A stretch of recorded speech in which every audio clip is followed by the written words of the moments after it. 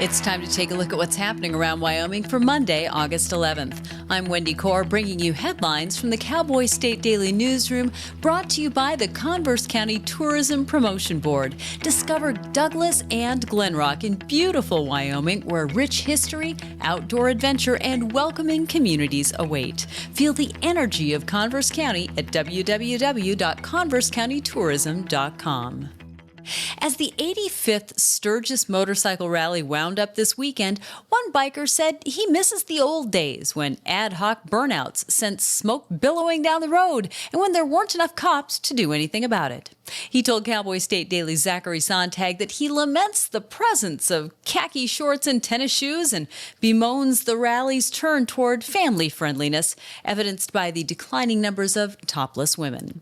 Of course, with rally attendance this year already surpassing 300,000 at its midpoint, he's not talking about the death of an event, but rather the end of a culture. They said it used to be a lot crazier than this, and it's still kind of crazy, which tells you that it was probably pretty wicked wild back in the day. But it's more family friendly. You talk to some of these old timers and they go, man, people didn't even wear clothes on Main Street for a while. We used to do burnouts up and down Main Street. Now look at this. You got cops on every corner.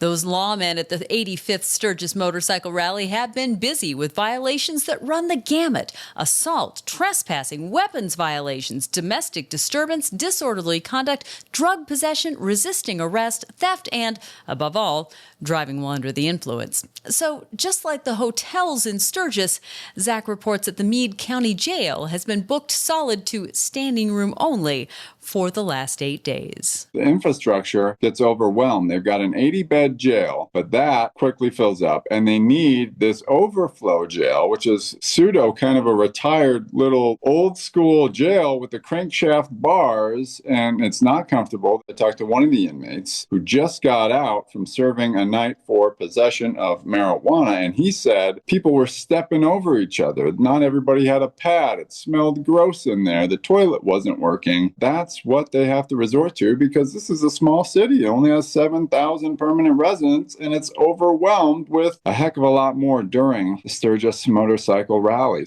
The sheriff told Cowboy State Daily that when you've got 500,000 people coming through, they can do everything they can to be prepared. But kind of like the rally itself, they just react and, quote, hang on to the saddle horn, so to speak. Uranium Energy Corporation's Sweetwater project became the first Wyoming mining operation to receive Fasttrack permitting status under President Donald Trump's latest mineral production initiative.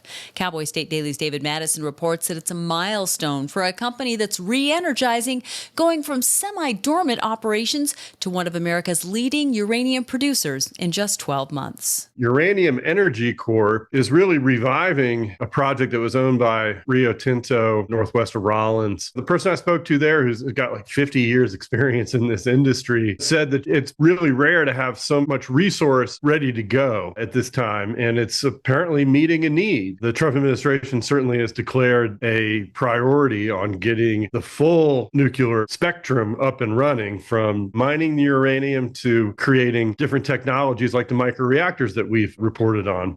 The restart could double operational uranium processing capacity in the U.S., addressing critical supply chain vulnerabilities. Mountain lions are associated with, well, mountains. But mountain lions have been expanding their range into the Great Plains states for more than 20 years. However, that migration seems to be picking up steam. Cowboy State Daily's Mark Hines reports that increasing numbers of mountain lion sightings in Kansas and verified reports of kittens born in Oklahoma show that the big cat's range isn't limited by their name. I talked to a wildlife person in Nebraska who said, yeah, they've had mountain lions there for years. In fact, they have a hunting season. You're not going to see them out running out across the wide open prairies. What they do is they find what they call riparian areas, areas that go along river bottoms. And of course, even in that prairie country, they got a lot of rivers and tributaries that flow through the prairies. And mountain lions, much as grizzly bears have been doing, mountain lions will follow those river channels because it has cover, it has some height, it has outcropping. It's got places where they can hang out, where they can ambush game, where they can have dens for their babies and stuff. And the guy in Nebraska told me that they are seeing a steady eastward movement of mountain lions. The mountain lion's push into the prairie states is part of a larger movement of species that were driven back into the mountains as the West was settled. That includes grizzlies in Montana pushing as far east as the Missouri Breaks, and elk with Wyoming DNA reestablishing herds in Nebraska.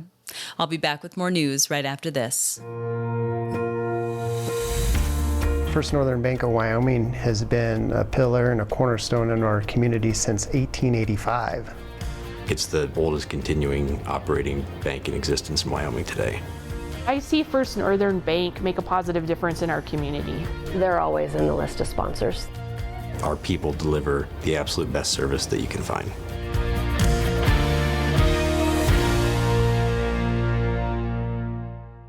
Working on the Jim Baker cabin in tiny Savory, Wyoming, HistoriCorps crew leader Karina Burbank sometimes feels like she's playing a giant game of Lincoln Logs, with one important difference.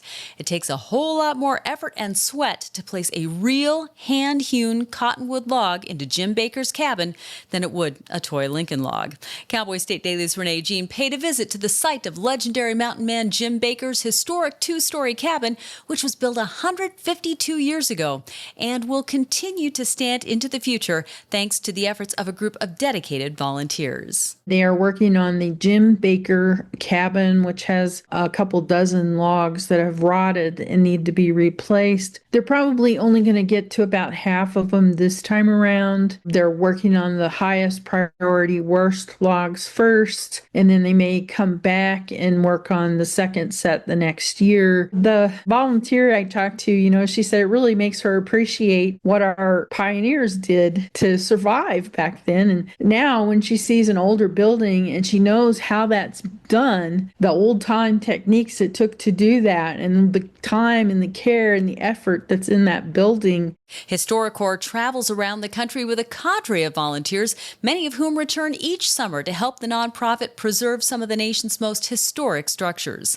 The Colorado-based group has won numerous national awards and recognition for their work. A weed control contractor drove a gigantic ATV with balloon tires, called a Sherp, through the Blackfoot River near Missoula, Montana, lumbering right past a flabbergasted fishing guide who captured video of it. Montana Fish, Wildlife and Parks verified to Outdoors reporter Mark Hines that the video is authentic and that what the driver did was illegal. A Sherp is a really huge, gigantic balloon-tired all-terrain vehicle. It's actually made by a Ukrainian company. They're kind of touted as you can go anywhere with this thing. And a fishing guide on the Blackfoot River in Montana caught video of one literally driving straight up the middle of the river, like right through what he said was some prime bull trout spawning pools, just tearing stuff up. And of course, as you can imagine, that fishing guide was pretty darned upset by this thing. Apparently, the people who were driving it are contractors for a county wheat district there in Montana, but they did not inform anybody or get the permits, if such a permit even exists, to drive the Sherp in the water. After contacting the operator, the agency was promised that it won't happen again. John Lee of Powell was fast asleep after working a graveyard shift at Walmart in Cody last week when his trailer home caught fire.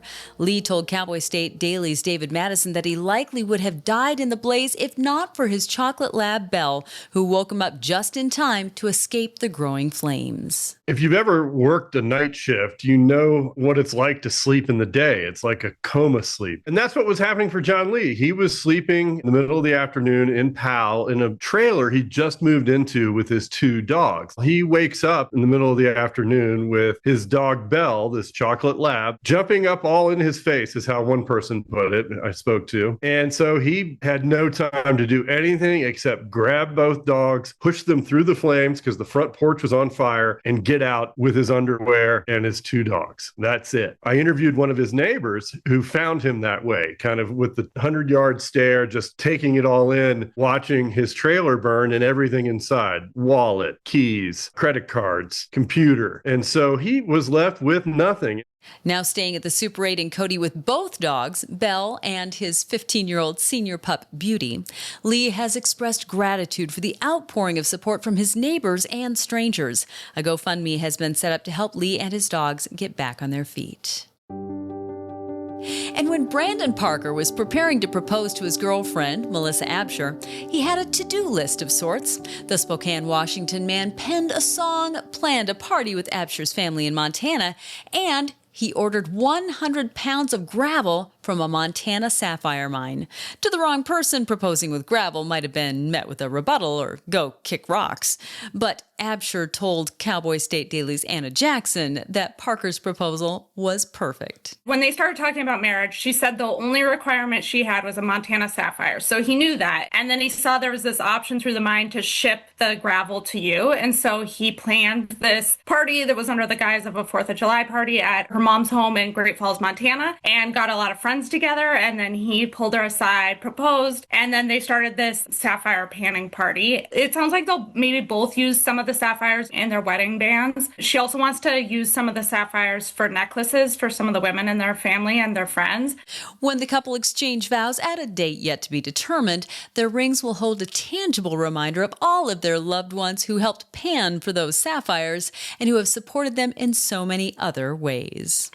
And that's today's news. Get your free digital subscription to Wyoming's only statewide newspaper by clicking on the daily newsletter button at cowboystatedaily.com. And you can watch this newscast every day by clicking subscribe on our YouTube channel, or you can listen to us on your favorite podcast app. Thanks for tuning in. I'm Wendy Corr for Cowboy State Daily.